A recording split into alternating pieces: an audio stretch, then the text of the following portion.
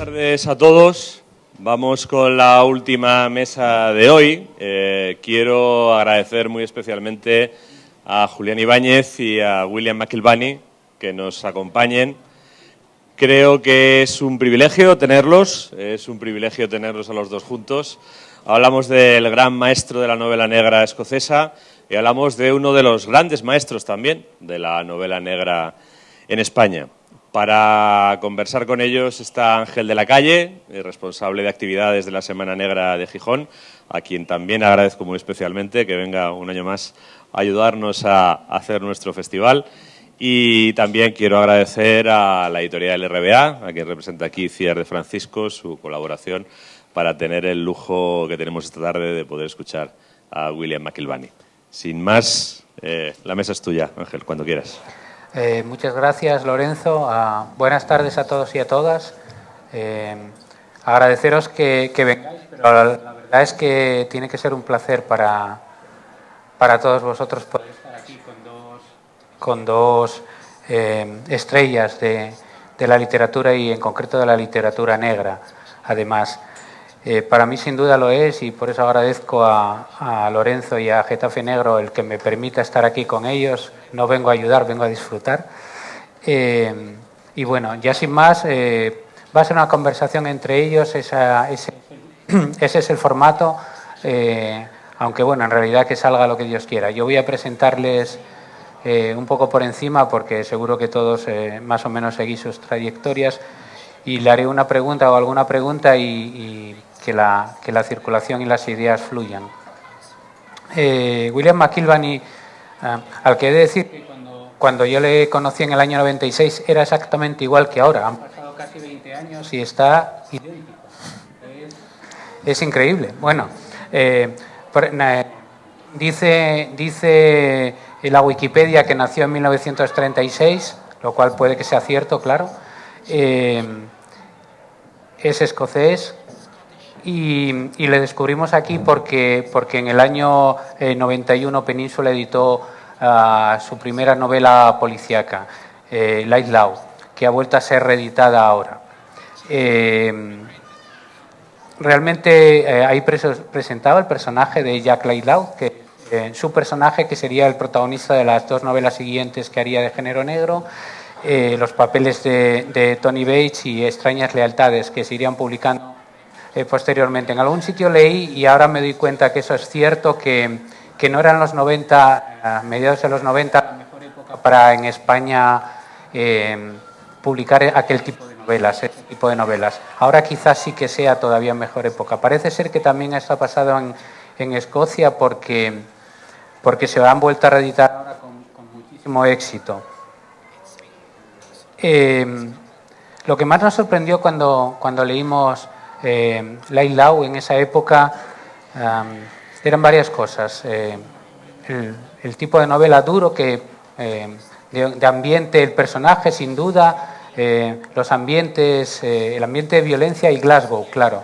Porque ambos son autores también, Julián, en concreto William es autor de Glasgow, de ciudad, de ambiente y también de personajes. El personaje de Lightlaw, el policía te cautiva inmediatamente, su ayudante también, los problemas también. Además había añadido en aquella novela algo porque esa novela que leíamos en el 95 estaba escrita en el año 1977.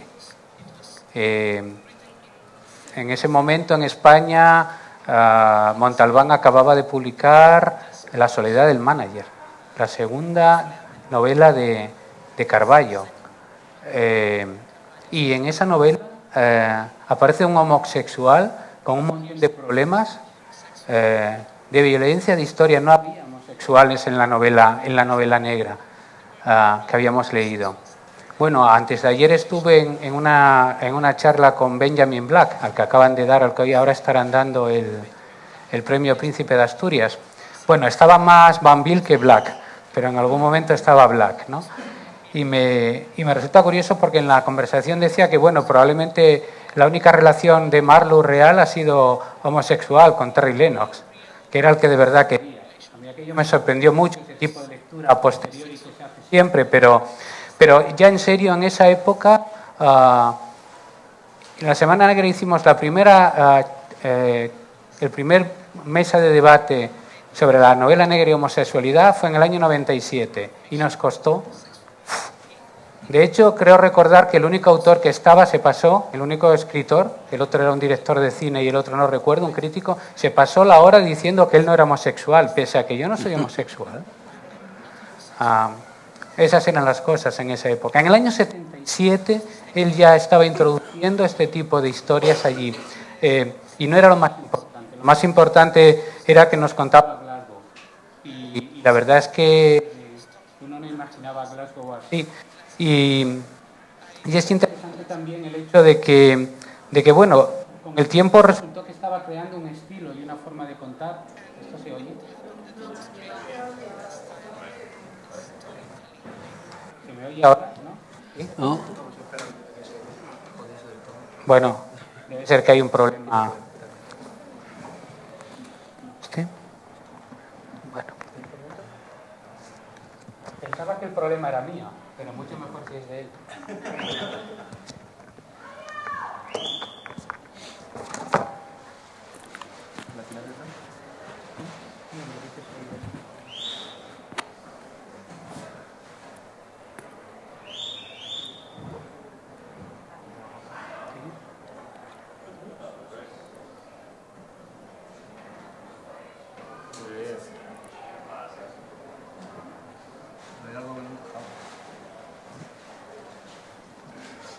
Bueno, a ver. ¿Sí? ¿Se me oye ahora? ¿Sí? Qué bien. No sé dónde estaba ya, así que voy a continuar por donde me dé la gana. Bueno, Glasgow. Y estaba creando un estilo con el tiempo que se llamaría Tartan Noir, supongo.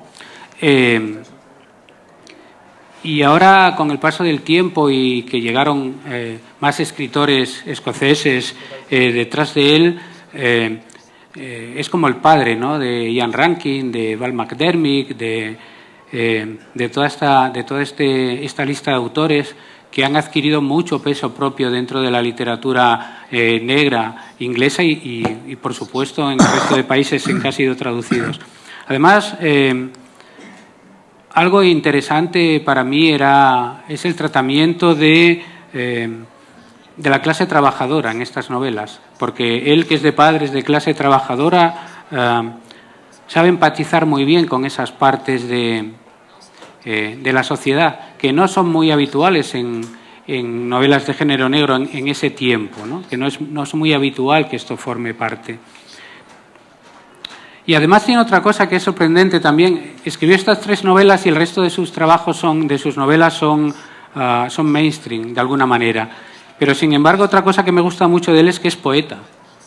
Que es, quizá por eso su escritura es tan potente, sus frases tan elaboradas muchas veces y sus tramas a veces fluyen de alguna manera como quizá poemas de verso libre, de alguna manera.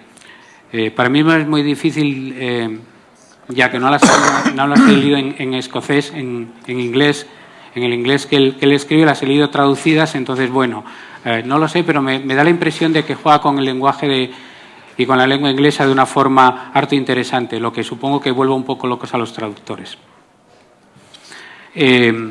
También me hizo una novela de Big Man que acabó siendo adaptada al cine con Liam Neeson de protagonista.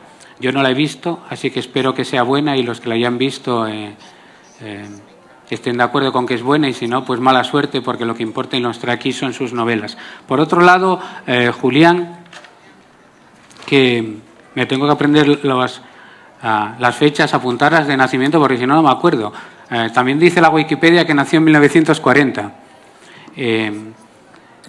Siempre tiene mucha ayuda que te pongan el año, porque a veces en la época en que cuando pides o mandas fotos, siempre se mandan de los 18 años, entonces te llegan autores de Dios mío, no se parece, ¿no? Entonces está muy bien aunque yo no sé, no me fío mucho de las fechas que uno ve de nacimiento, pero bueno, apunta que nació en el 1940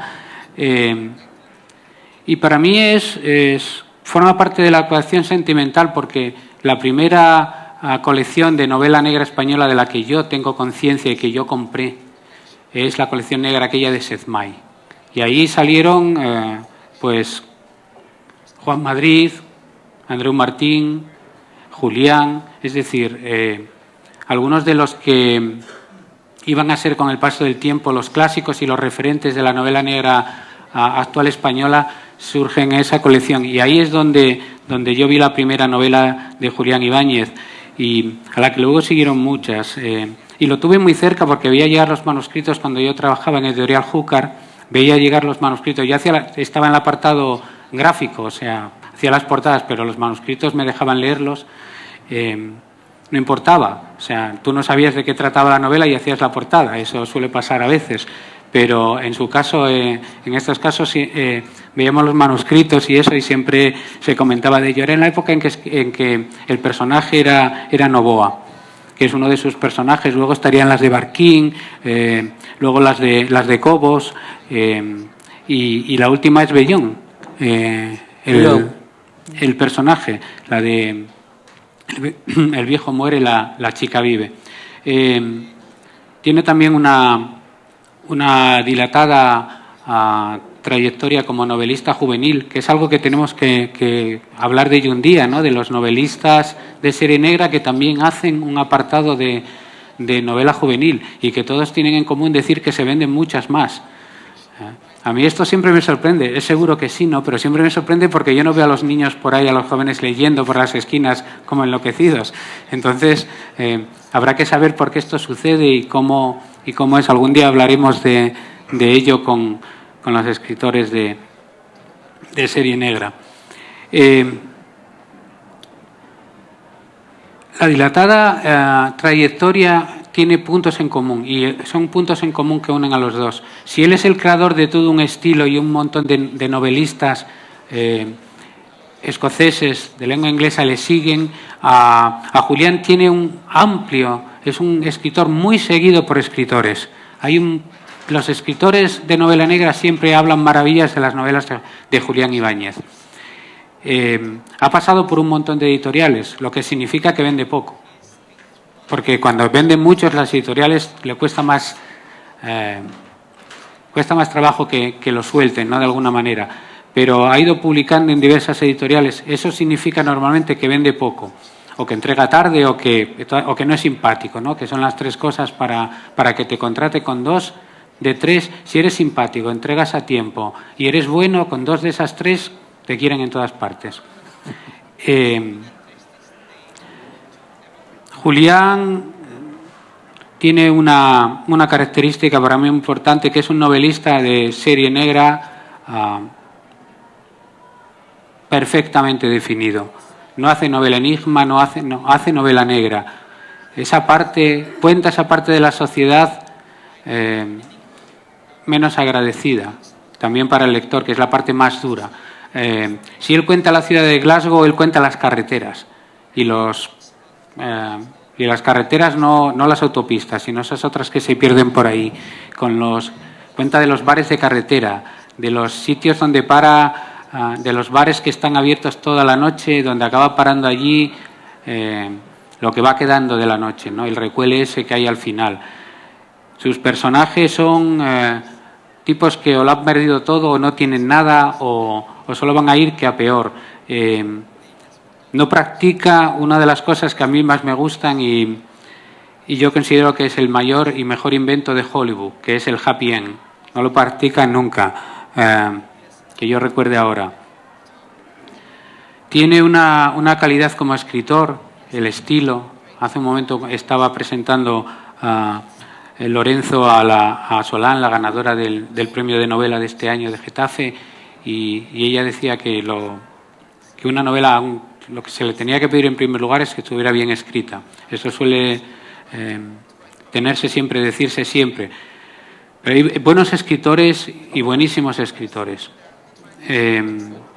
Literariamente hablando, Julián es uno de los mejores escritores de novela negra españoles de siempre.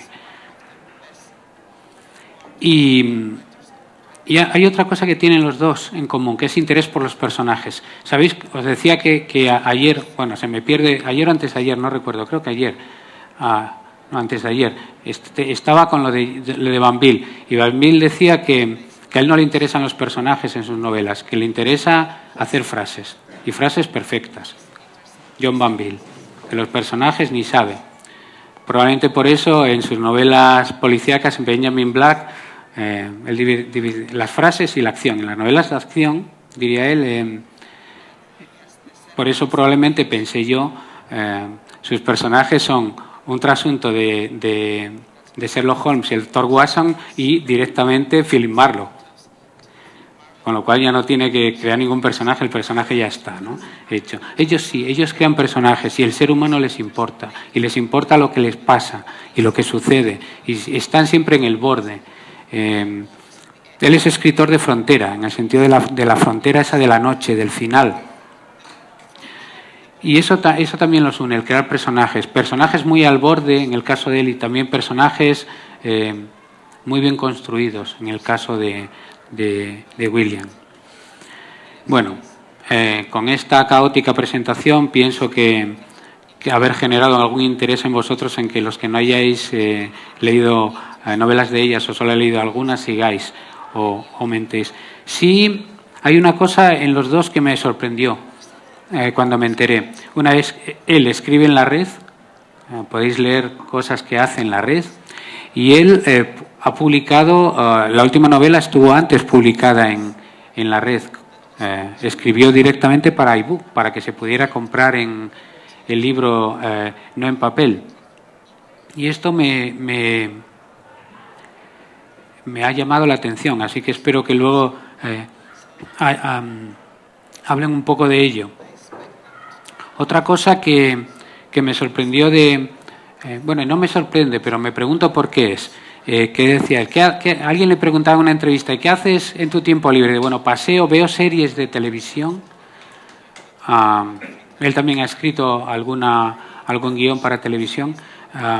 Y en esa conversación que había con el escritor del Príncipe de Asturias de este año, también la mitad de la conversación se habló de cine, de actores, más casi que de literatura. Esto me sorprende.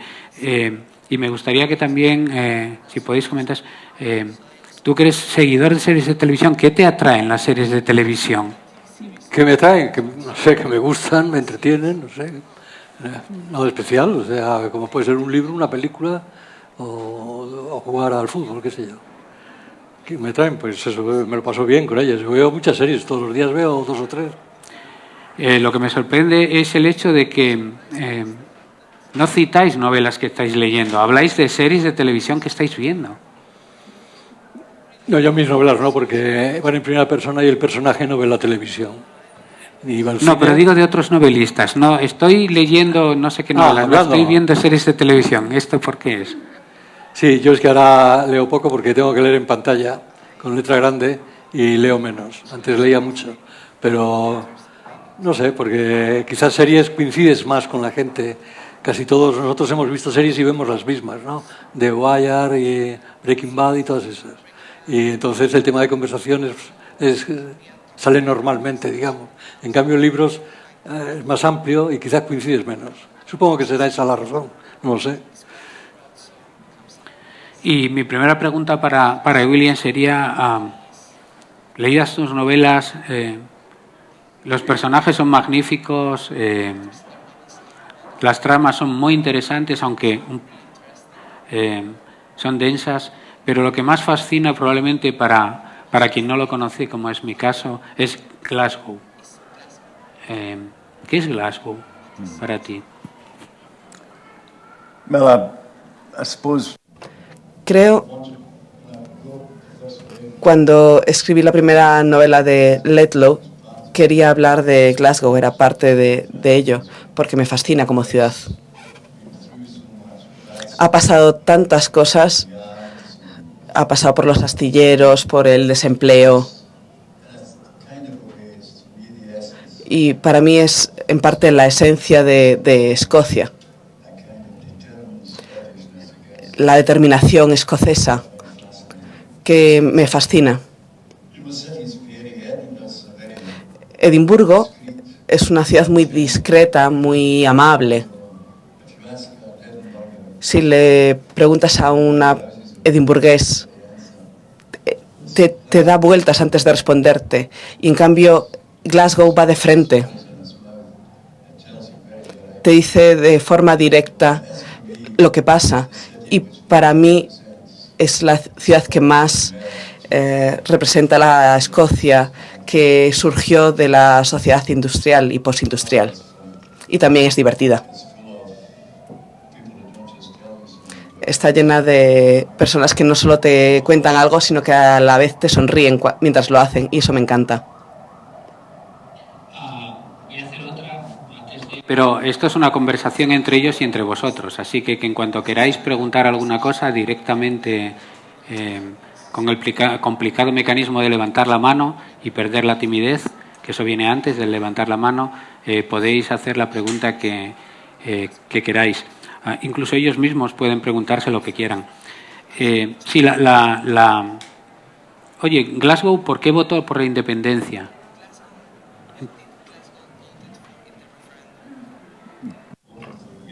Votó por el sí, por supuesto. Si no, ¿qué? Es una ciudad de gran sabiduría. Glasgow votó de forma masiva por el sí. Creo que Edimburgo puede que haya votado por el no, no estoy seguro. Pensé que iba a ser un sí. Y como dije, Glasgow es un poco la esencia de Escocia. Así que cuando llega la oportunidad de conseguir alguna forma de autogobierno, pensé que iban a decir sí. En la plaza George Square, el día del referéndum, los de Glasgow, como siempre hacen, están de fiesta. En Edimburgo hacen la fiesta antes del referéndum por si es malo. En George Square había mucha gente cantando, bailando, jóvenes. Y a la noche siguiente, cuando llegó el resultado, y no estoy diciendo que sea así de continuo, pero fue una celebración horrible, la gente pegándose, mientras que los votantes del sí se mantenían dignos incluso en la derrota. Puede que haya pasado algo. Un indicador muy sencillo es que el Partido Nacionalista escocés pasó de 20.000 a 80.000 afiliados en 2 días. Así que algo pasó, que ha despertado a Escocia para un mundo de posibilidades. No soy nacionalista, soy socialista. Que, dicho a día de hoy, es como si estuviéramos hablando en la Grecia clásica. Creo que la razón por la que voté que sí es porque la política británica está muriéndose. No existe el Partido Laborista. Hay un simulacro que tiene el cartel de laborista encima, pero no existe después del paso de Margaret Thatcher. Creo que aunque hayamos perdido el referéndum, se ha despertado un movimiento que se mantendrá durante un tiempo. No lo puedo ver venir, pero puedo soñarlo antes. ¿Qué voto?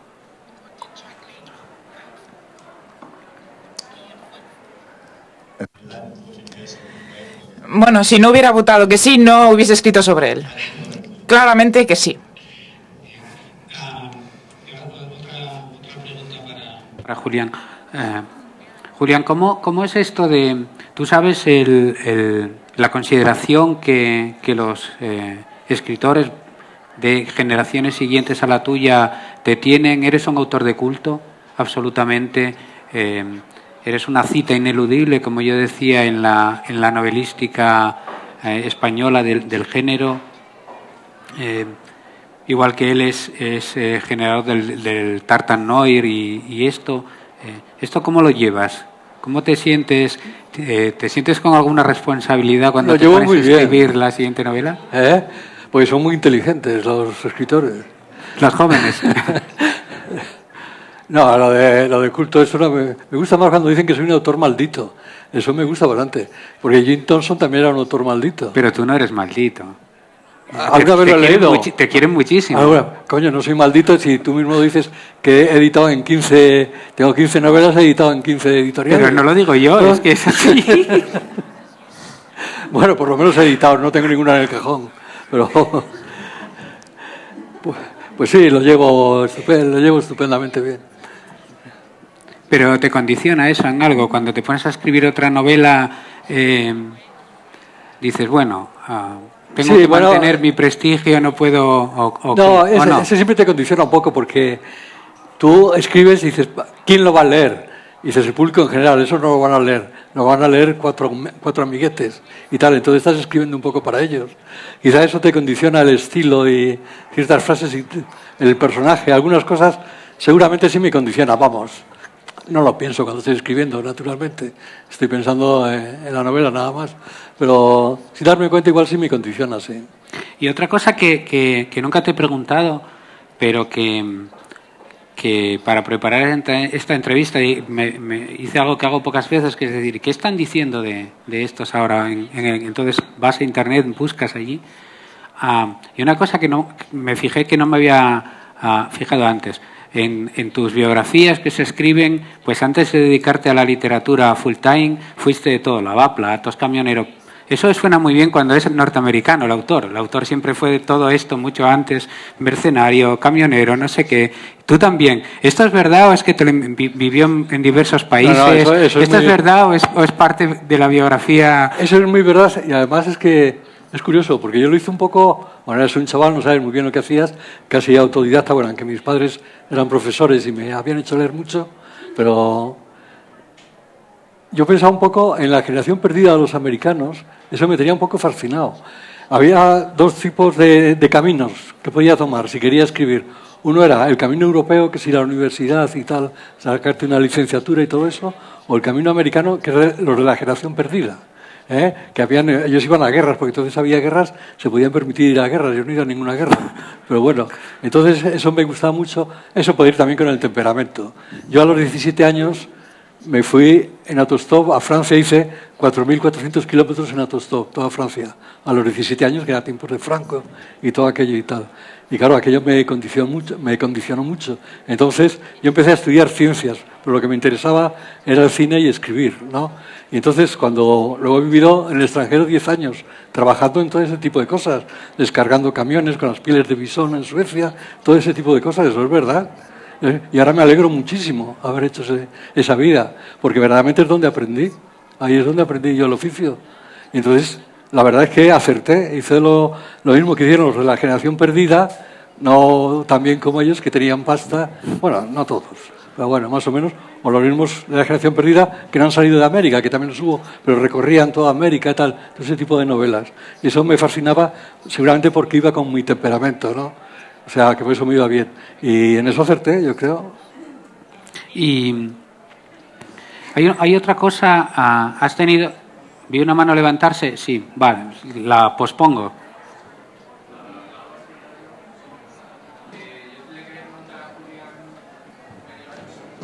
Oyes.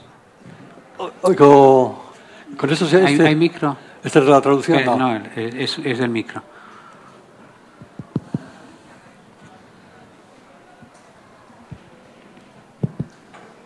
Buenas. Yo quería preguntarle a Julián Ibáñez, como antes Ángel ha dicho que él no se atrevía a preguntarle por las juveniles, le pregunto yo, porque dices que las de adultos las escribes pensando en los amigos, pero en las juveniles se nota una diferencia abismal con respecto a las de adultos, que son muy duras, muy potentes, pero no son para el gran público, mientras que tú lees las juveniles y te has suavizado, te has contenido mucho. Mi pregunta ¿es por obligación editorial ¿O es que tú piensas que así llegas a más gente, a más jóvenes? No, eso evidentemente es por obligación editorial. Hay que tener en cuenta que las grandes editoriales que he editado son de los frailes. O sea, vamos, me han rechazado algunas veces alguna novela precisamente por eso, porque se salía un poco del tema, o sea, el tema juvenil que ellos piensan. Yo me acuerdo, la chica de DB, que no sé si seguirá, digo chica, no la he visto hace 40 años, ya no será una chica, Duarte, Reina Duarte, me acuerdo que muy inteligente, muy maja. Tuvo un follón porque en una de sus novelas, yo no la leí, una de las novelas que había editado, salió en la primera página salió una masturbación y me dejó fascinado cómo se había colado aquello, cómo lo había colado ella, y tuvo un lío que la podían haber echado del trabajo. Eso me enteré por un comercial, me enteré. Entonces, vamos, es impensable que con todos esos pedorros frailes puedas meter... Bueno, hay, por ejemplo, Andreu Martín, sí me llamó la atención una novela de esas que Andreu Martín ha vendido muchísimo en juvenil. Un chaval que hacía de detective en el instituto y tal. Y uno le encarga, ¿qué le encargaba? Era que dejara la ventana abierta para ver desnudarse una chica, algo así. Era una cosa... Y me llamó mucho la atención, me fascinó aquello, porque digo, joder, qué atrevido eres, ¿cómo te han dejado pasar eso? A mí no se me hubiera ocurrido, se me ocurre, pero no lo pongo. O sea, entonces esa es la razón. Tú dices que son novelas muy diferentes a las de adultos. Yo creo que no, yo creo que son bastante parecidas. Pasa que naturalmente las de adultos, yo empleo un lenguaje barrio bajero porque yo soy un chico de la calle. O sea, yo me he ubicado en la calle. Y en los juveniles, pues, no puedes poner ese lenguaje. Pero sí los personajes tienen bastante que ver, yo creo. No, cosa que es lógico y natural, porque siempre estás escribiendo sobre ti mismo, ¿no? Entonces escribas para viejas, para viejos, para jóvenes, es igual, o sea, siempre escribes para ti mismo un poco. Entonces te reflejas tú en las novelas. Esto escribes para ti mismo, dice Julián. Pero tenéis personajes. ¿Qué hay de Jack Lightloud en William McIlvany? O al revés, ¿qué hay de William McIlvany en Jack Lightloud? I don't know. I mean, No lo sé. Otros tienen que juzgarlo, no yo. Pero Laidlaw tiene partes de mí mismo, está claro, porque yo empecé con el personaje. No sabía que iba a ser una novela policíaca. Realmente construí el personaje, me intrigaba y a la vez, bueno, yo me intrigo a mí mismo. Y bueno, me enamoré del personaje y luego por las experiencias malas que había tenido como policía, un poco a través de un desvío, acabé escribiendo una novela negra. Y en cuanto a Laidlaw y su parecido conmigo, bueno, yo estaba casado en aquella época y tuvimos una fiesta celebrando el libro, y vinieron muchos amigos y uno me dijo, tu mujer me ha dicho... Bueno, ella respondió, yo creo que Laidlaw es todo lo que yo odio en un hombre. Y bueno, quizá... Bueno, esto no fue consciente. Hay partes de mí, obviamente, en Laidlaw. Era un personaje... Y lo que me gustaba de él es que tenía que ir a esos lugares malos, tenía que tratar de llevar una vida normal y al mismo tiempo... tenía que tratar con toda esta mierda que había en la sociedad. Y no quería que fuera cínico, tampoco. Quería que creyera en la valía de la gente y en lugar de en sus peores manifestaciones y sus malos comportamientos. Así que en ese sentido era una especie de proyección de mí misma, pero bastante distante. Yo no voy a los pubs y me pego con la gente. Laidlaw a lo mejor sí, pero yo no. Sí, el micro. Pero no te... Sí, lo dices en castellano y en inglés. Mejor, así se enteran todos. Bueno, el personaje de es un gran seguidor de Unamuno, el filósofo español. Y me gustaría preguntar a William, siendo yo escocés también, de dónde viene esto. I know, being a Scot myself, that Siendo yo mismo escocés, Laidlaw es un seguidor de Unamuno, uno de los grandes filósofos españoles, y es bastante sorprendente. ¿De dónde viene esto? Bueno, pues yo simplemente hice que creyera en él. A mí me encanta Unamuno, su sentido trágico de la vida. Y esto me afectó mucho cuando leí cosas suyas cuando tenía 20 años. Y él hablaba de hombres de carne y hueso, no sobre teorías y cosas cursis. Todo lo que tratamos de conseguir tiene que cumplir determinadas métricas y yo quería que Laidlaw fuera así.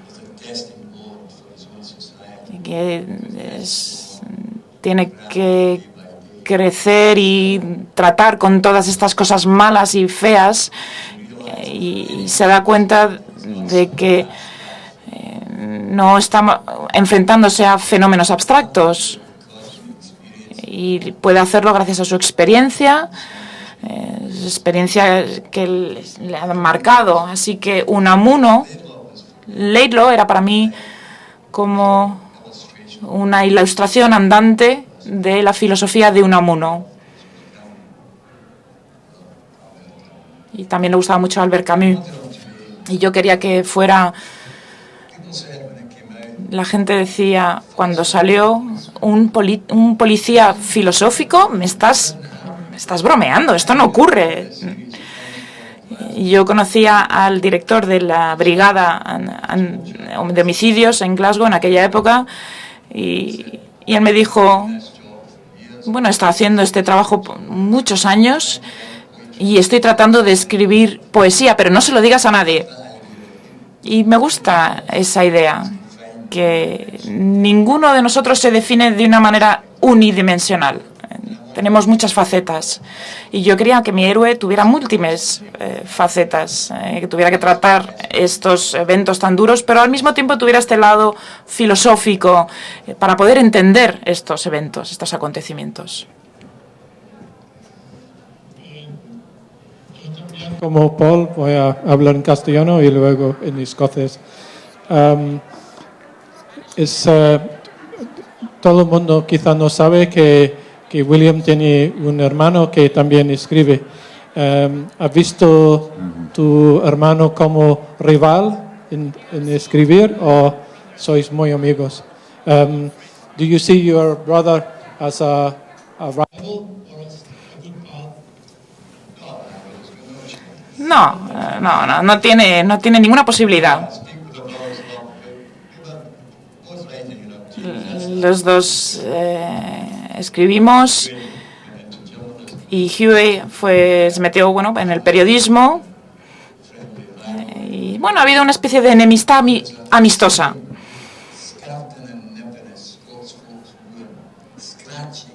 Y cuando es como los escoceses, cuando nos hacemos el amor los unos a los otros, nos arañamos, pero al mismo tiempo nos queremos. Y Hugh hace lo que hace y yo hago lo que hago. Y mi madre, que era una gran lectora, y mi padre no leía apenas, pero mi madre sí leía. Y era una inspiración. Y a principios del siglo XX te daban regalos así. Cuando tenía 12 años, estaba en el colegio, le dieron una compensación especial para dejar la escuela y empezar a trabajar en una fábrica. Y yo siempre he pensado, vaya regalo más bonito. Deja el colegio y vete a trabajar en una maldita fábrica. Pero ella siguió leyendo. Y era una luchadora nata. Yo recuerdo con 17 años llegando después de un baile, llegaba a casa después de haber estado con otra de mis novias desafortunadas de aquella época y ella estaba ahí leyendo Rubaiyat.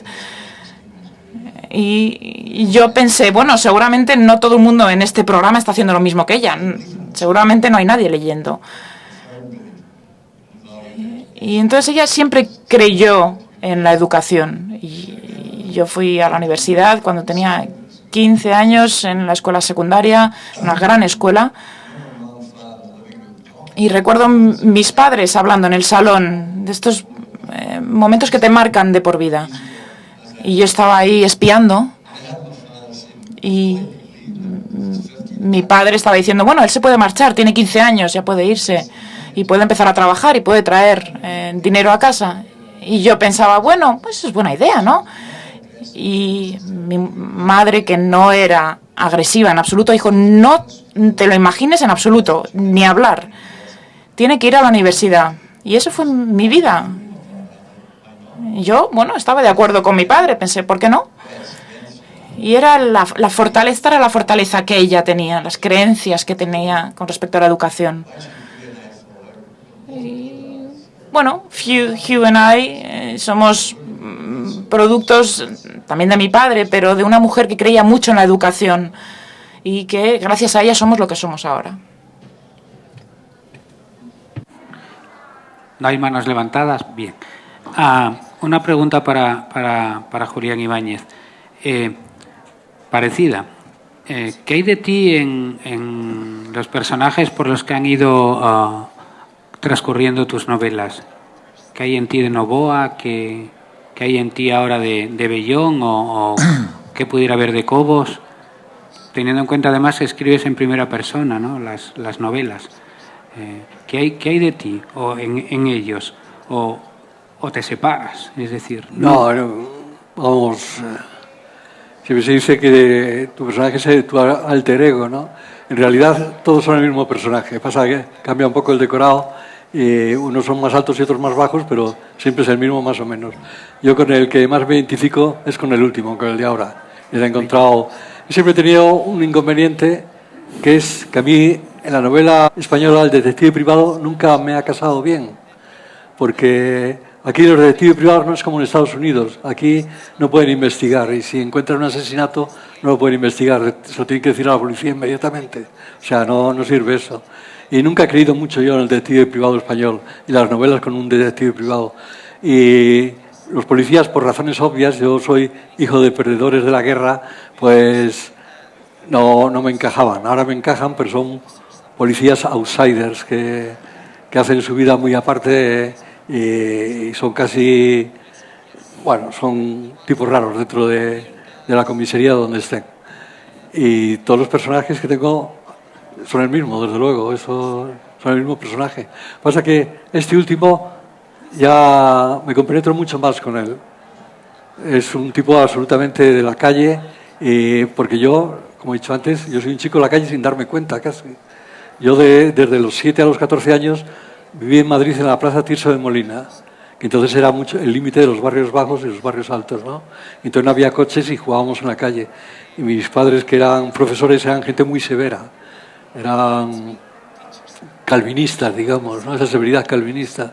Y el contraste con la calle era enorme, porque aparte de una calle donde todavía había burdeles y estaban las putas, que llegaron allí a la Plaza Tirso de Molina, putas muy baratas, y siempre recuerdo haber jugado a las chapas y a las bolas entre las piernas de las putas, por ejemplo.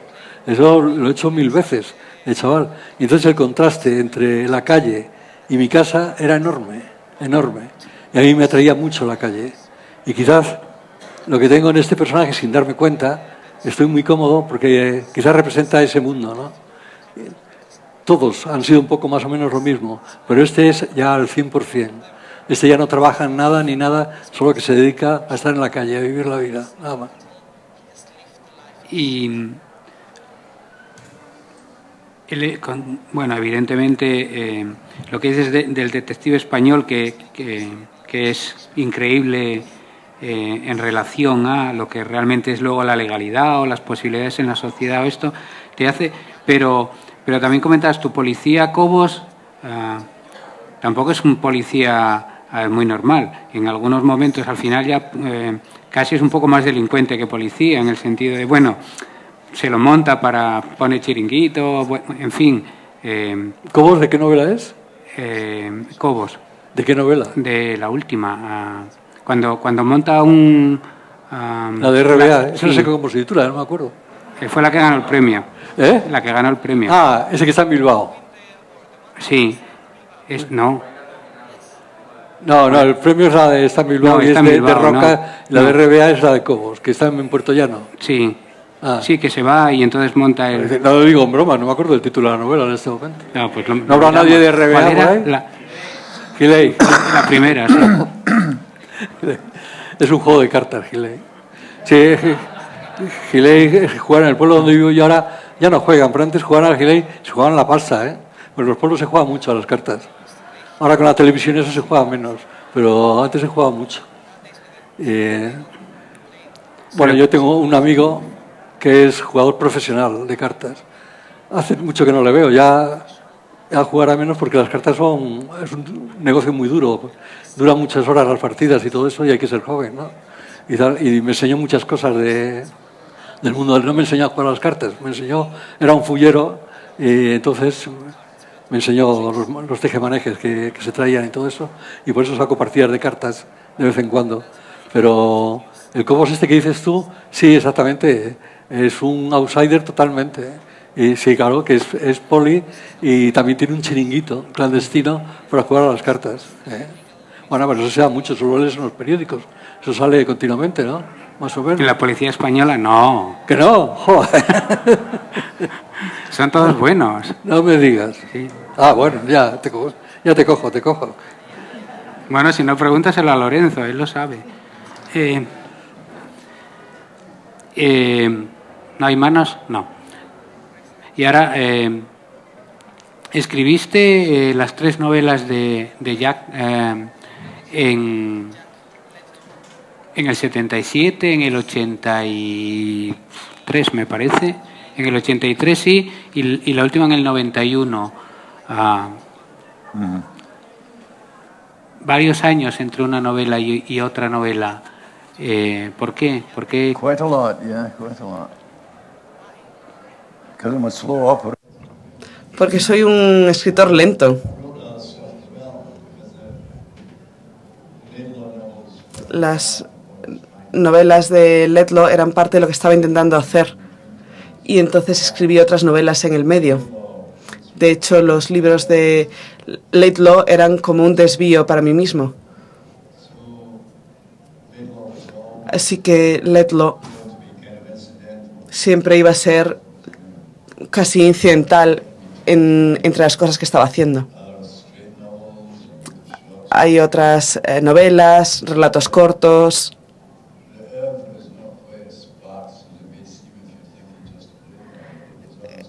Si piensas en Letlow solo, pasa mucho tiempo, pero había otras cosas en el medio.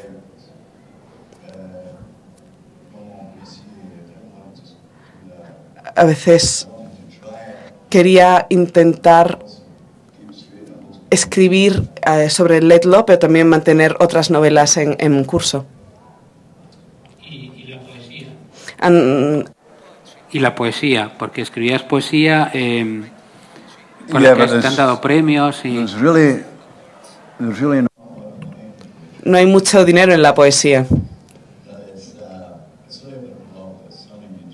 Es algo que haces en primer lugar para ti mismo y en la esperanza de que alguien más la lea. Pero si solo escribes poesía, yo, por ejemplo, me hubiese muerto joven, así que tenía que escribir otras cosas también. ¿Y cuál fue tu relación con el cine? ¿Te adaptaron una novela? ¿Hiciste el guión de otra película para televisión? ¿Cómo ha sido tu relación con el cine?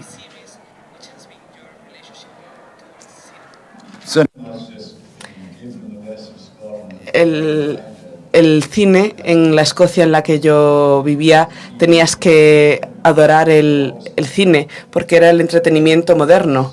Así que siempre íbamos al cine. No escribí un guión para cine, sino para televisión. Basado en una obra de teatro que había escrito. Y es el único guión que he escrito para televisión. Laidlaw casi pasó a ser una película porque Connery quería hacerlo, pero ni siquiera Connery consiguió el dinero para eso, así que creo que no va a tener lugar. Sean Connery no le gusta dar mucho dinero. Tenía para 2 o 3 años, pero no se ha dado. De hecho, se suponía que iba a escribir su biografía, pero no encajamos. Es muy fácil no encajar con Sean, y él dirá que es muy fácil no encajar conmigo. El caso es que nunca tuvo lugar. Es escocés.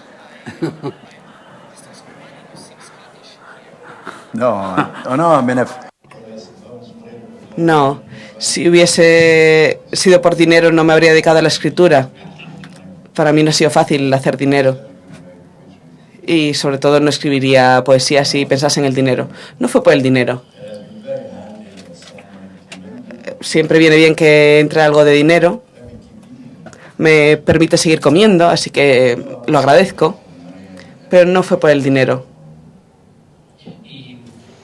Esta especie de recuperación de McIlvanney que ha surgido estos últimos años, porque decíamos que la última novela de Laidlaw fue del año 91 y de repente se vuelven a editar nuevamente, se te reconoce como el gran creador de la cosa esta, Tartan Noir. ¿Cómo lo vives? Creo que es maravilloso, es como una resurrección de entre los muertos. Una mujer que quería ser mi agente habló con la editorial y se publicó todo. Es casi un milagro. Pensé que se había acabado todo para mí, salvo escribir para mí mismo. Y de repente esta pequeña resurrección sucedió.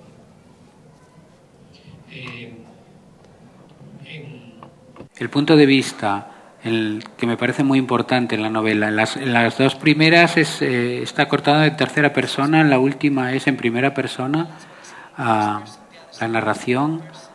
¿Esto por qué? ¿Por qué el cambio? En el tercer libro es el Laidlaw investigando la muerte de su propio hermano, así que es vida privada, así como lo que pasa más allá de ello. Y entonces pensé que tenía que darle la voz. Es el que sabe, él conoce a su hermano muerto y tenía que darle la voz de autor al personaje. Y la misma pregunta para ti, tú usas la primera persona en tus novelas, Julián.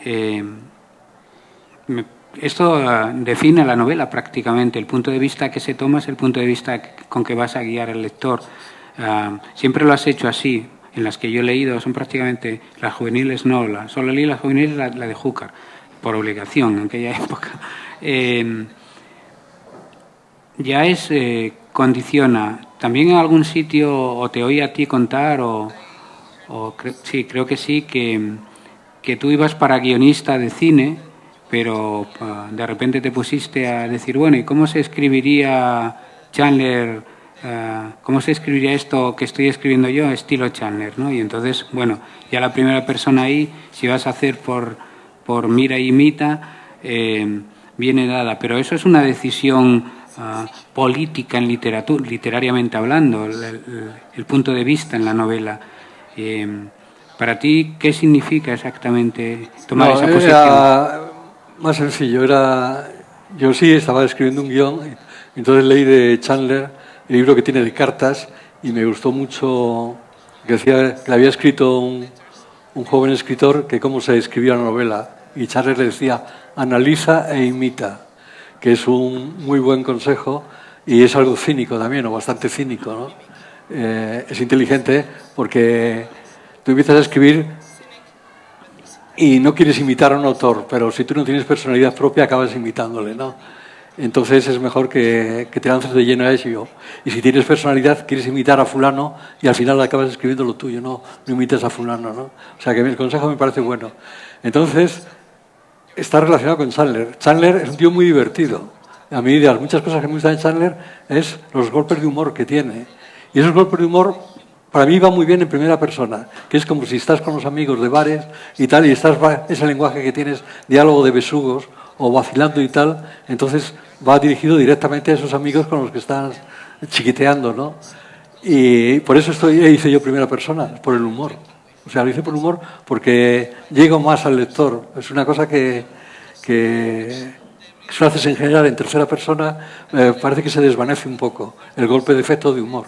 Entonces lo hice por el humor. Y de ahí me quedo. Sí, porque Chandler era muy... En ese libro es muy curioso, porque el de las cartas y comentarios, porque decía, ¿cómo era exactamente? Mira, como has dicho, analiza e imita. Pero analiza e imita. Cuando hacían eso con él, cuando analizaban lo que había hecho, y bueno, por ejemplo, él que usa y abusa de los símiles continuamente, cuando hace la crítica a la primera novela de Ross MacDonald, que si alguien le sigue, Ross MacDonald, la masacra. Sí. Coge los símiles y pum, pum, pum, va diciendo, esto es horrible, esto está fatal, esto sí, yo me acuerdo de uno, que Chandler decía, dice, ¿cómo se puede decir acné de óxido? Sí, en el coche. Acné de óxido, es que tienes razón. Joder, ¿qué es eso de acné de óxido? Me acuerdo de eso. Pero había ido a rebuscar, ¿no? En el otro que le parecía probablemente el mejor seguidor, ¿no?, que ha tenido hacia esto. Curiosa personalidad la de Chandler. ¿Alguna pregunta más? Sí. Esta es para McIlvany. Quería dedicar este curso a leer Tartan Noir, entonces quería preguntarle al padre del Tartan Noir cuáles eran sus 5 bastardos favoritos. 5 favorite bastards. No es buena traducción. Why do you limit the number so much? You know? No. ¿Por qué ese número? No sé. ¿Realmente en ficción o en la vida real? En la vida real, número 1, Margaret Thatcher. Después ya me pierdo un poco. Te daré 1. Y realmente ya vale por 5. Así que lo dejaré en Margaret Thatcher. Y solo me gusta utilizar ese calificativo para Margaret Thatcher, nadie más.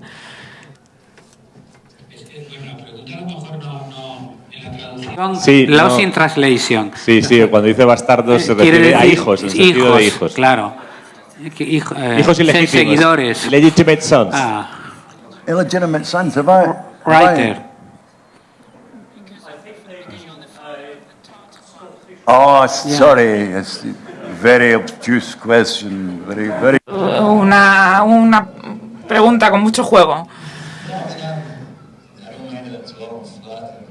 Bueno, esto me halaga, claro, pero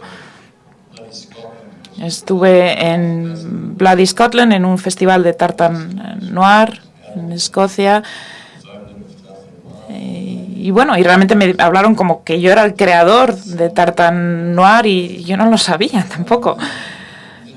Y bueno, estoy encantado, me halaga, me encanta pensar que luego ha surgido todo, pero este nombre de Tartan Noir, Ian Rankin creo que fue quien lo utilizó, y yo le dije en su día que espero que no me gusta mucho, es como vestir con una ropa muy pesada y con el kilt y la falda escocesa y como que no encaja bien, no me gusta este nombre.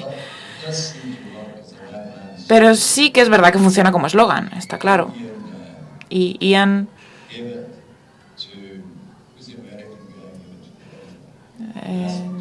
se lo dio a un escritor y dijo, bueno, que se utilice y si viene de ti tendrá resonancia, y esto obviamente ha cogido importancia y se ha empezado a utilizar más, pero creo que funciona más como eslogan. Y no me gusta realmente escribir algo y pensar que estoy contribuyendo a esta idea de tartan noir. Preferiría no pensar en ello. Es una expresión hecha. Creo que la novela negra escocesa vale más que simplemente este calificativo de tartan noir. Así que, bueno, en cierto modo, sí, estoy contento. Me alegra que haya habido más gente detrás y que haya gente que haya pensado que yo haya influido en ellos. Pero creo que deberían haber elegido un nombre un poco mejor que este. The List. Los escritores que... Well, I think Ian's very good. Bueno, Ian, yo creo que es muy bueno. Y luego también tengo que confesar en público que realmente no leo mucha novela negra. Me gustan las cosas de Ian, de Valls, Falstaff, las cosas de Val. Y luego Dud Johnston, de Edimburgo, que acaba de empezar. Me ha gustado mucho lo que hace. Y bueno, te doy estos tres. Estos tres bastardos contentos, digamos.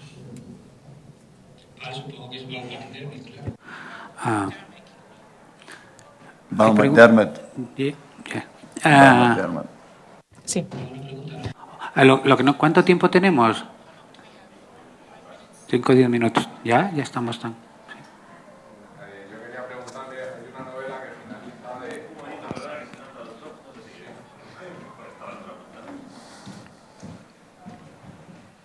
Decía que yo quería preguntarle...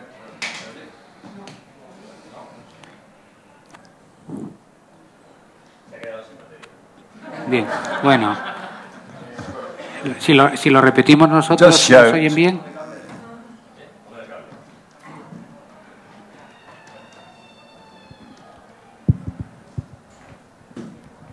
¿Ahora? Decía que hay una de las novelas que finaliza diciendo que ojalá tuviera más whisky. Yo quería preguntarle cuál era el whisky preferido de Jake Laidlaw y el suyo propio. It is the Antiquary. Antiquary. Bueno. Cuando yo empecé a beber whisky, hace un par de años, simplemente he esperado mucho. Antiquary, bueno, se lo he dado a Laidlaw también. En diferentes conexiones a través del mundo de la publicidad, me dijo un amigo que quizá me dijo, bueno, ¿puedo conseguir que cambies el whisky de Laidlaw? Y yo dije, no, Laidlaw es un hombre de honor, no va a cambiar. Y bueno, perdimos un poco de dinero por eso, pero realmente me parecía muy barato hacerle cambiar de marca, así que no quise hacerlo. Es una excelente marca de whisky, Antiquary. Y nadie me paga nada por decir esto, simplemente es mi opinión. Ahora estuviste hablando de la generación perdida, no, más bien de los beatnik, ¿no? De los escritores un poco más de cruzar. La generación beat es posterior. Sí, pero a mí sí que tiene algunos puntos para mí de contacto la generación perdida, vale, ¿no? Pero tus novelas, porque en las novelas de los beatnik, de la generación beat, hay mucha carretera, mucha parada en mitad de la nada, y tú buscas como el espacio mítico ese que viene siendo La Mancha, ¿no? En algunas de tus novelas, cuando te vas de la ciudad, y donde están esos personajes tuyos desarraigados de casi todo, con ningún futuro y mucho pasado muchas veces, con mujeres con pasado y también sin futuro, pero con presentes escabrosos. Todo esto sí que me recuerda un poco, y comentando lo que decías al principio, ¿no? de tu vida acá y allá, al comienzo, Para ti eso, ¿por qué? ¿Por qué haces eso en la búsqueda continuada de perdedores en tus historias, sabiendo que eso, como comentaba alguien en una pregunta, te aleja de la mayoría del público, ¿no? De esa parte que lo que quiere es pasarse un buen rato, se reflexiona estupendo, pero que no le cuenten más problemas de los que él tiene ya, ¿no? Entonces, bueno, todo esto. Te he hecho una pregunta enloquecida y no sé si siquiera si es una pregunta, pero espero que entiendas mejor que yo por dónde quería ir. Sí, no, de lo que has dicho al principio, lo que dices de la generación Beat, yo había hecho esos viajes en autostop, que antes iba mucho en autostop, que se podía ir, antes de la novela de Kerouac. A mí por eso me gustó mucho la novela, y tiene la frase esa, dice, ¿a dónde vas? Dice, no sé a dónde, ¿qué importa a dónde? El caso es ir. Eso me gustó muchísimo. Y yo de chavales era un poco muy feliz, pero antes de Kerouac, o sea que luego de Kerouac, digo, no voy a decir que me copia tanto como eso, pero bueno. Y luego de esa generación a mí me gusta muchísimo Bukowski, muchísimo. Me han gustado las novelas de Bukowski, muchísimo, que es también un poco ese personaje más o menos. Y luego yendo a lo que has dicho al final, sí, yo sé que mi personaje es un perdedor, entonces no es una novela de pasión que te puedas identificar con él. Pues eso es una novela que se vende muy poco. Aparte que la novela negra, que se dice, o hardboiled, o novela americana, como la quieras llamar, se vende menos que la novela enigma, muchísimo menos, ¿no? Eso está claro. La novela enigma es divertida, es un problema, hay que resolver, adivinar quién es el asesino, todas esas cosas. Es otro tipo de novelas. Si encima el personaje es un perdedor, pues acabemos ya. ¿Y no va a haber happy end? Estoy prácticamente seguro. Es que a mí eso siempre me ha caído muy mal, o sea, precisamente por Hollywood, que decías antes. Sí. Pero eso es un mejor invento. En Hollywood era obligado, o sea, el happy end era obligado en Hollywood. Pero hemos visto tantos, joder, que ya te empacha ya. Entonces, bueno, no es que lo haga pensando que lo tengo que hacer, sino que me sale así, soy incapaz. Una de las cosas que tenía dificultad en juveniles, precisamente eran los finales, que les parecían mal los finales porque también acaban mal en los juveniles. El chico se queda sin chica siempre, es un desastre. La vida es dura, evidentemente. No sé si nos estamos... sí, claro. Por favor, señor director, comisario. Yo, por cierto, reivindico también los finales no felices en literatura juvenil. También he escrito finales no felices. Me han regañado sobre todo los chicos y las chicas, pero pese a todo creo que también se pueden y se deben hacer. Sois malos. No. Sobre todo para adolescentes. A esa tierna edad. Los adolescentes tienen que irse enterando de qué va la vida. No tienen mucho tiempo ya para descubrirlo. Quería hacerle a Julián la misma pregunta que le han hecho antes a William, que le ha hecho Sergio, ¿no? Sus hijos, bastardos o no, vamos, esto ya como quiera, ¿no? En la ficción criminal española actual, ¿cuáles son los autores que en la ficción española actual crees que representan algo afín a lo que han sido tus intereses o son tus intereses? Ya, bueno, como estáis aquí dos escritores, he visto a Carlos antes, no sé si sigue por ahí. ¿Sigues ahí, Carlos? ¿Se ha ido? Se ha aburrido. Bueno. Es culpa del presentador, en todo caso. Tenía que irse a no sé qué sitio. Y tú, que estás ahí, o sea que... Encima que me has invitado a venir aquí, no voy a decir que no me gustan tus novelas. No, tú lo que tienes es una cosa, es otro tipo de novelas a las que hacemos, por ejemplo, Carlos y yo. Pero tú escribes muy bien, me has jodido. Pues eso ganas muchos premios, que eso es muy bueno para los premios. Tú escribes muy bien, y para los premios eso es muy importante. Pero Carlos, que se ha ido, se ha aburrido ya de nosotros, escribe un poco, sobre todo la última, un poco parecido a lo que hago yo, ese tipo de novelas. Y bueno, ya que estáis aquí los dos, pues digo los dos, ya no digo ninguno más. Pues te recomiendo yo uno más que está también en la sala, que se llama Manuel Barea. No lo conozco. No. Vertedero. Vertedero, levántate, bien, que te vean. Sí, es realmente de las mejores novelas del año pasado. A mi colega que ha editado conmigo en Carronos del Laberinto, ¿no? Porque no me acuerdo de tu nombre, perdona. Daniel. Y es que no he leído nada tuyo, o sea que no lo sé. Pues y bueno, te lo recomiendo. Ahora hay mucha gente nueva que no lo sigo. Es que los escritores no se leen entre ellos. La lectura es, sobre todo los generacionales, no se leen entre ellos, se leen al principio. Llega un momento, esto es curioso de verlo desde fuera, ¿no? Llega un momento en que ya os dejáis de leer. Digo, os dejaréis algunos. No sé por qué exactamente, pero es así. No lo entiendo muy bien porque Desde un punto de vista de profano, de los que no eres novelista, como es mi caso, yo estaría mirando a ver qué ha hecho, inmediatamente para darle palos o lo que fuera, pero no, no sé, es como que necesitas otras referencias fuera de...